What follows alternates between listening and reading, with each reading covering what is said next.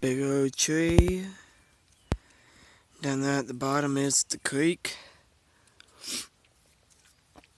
You may not see it very well. It's probably because of the phone itself.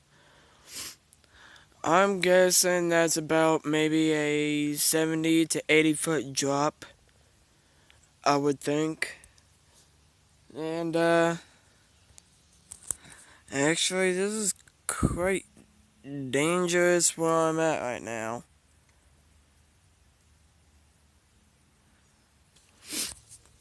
There's a bike that I'm using,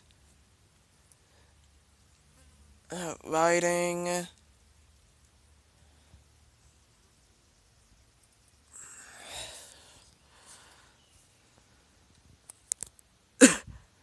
It's just absolutely gorgeous. There's a bottle, two bottles down there.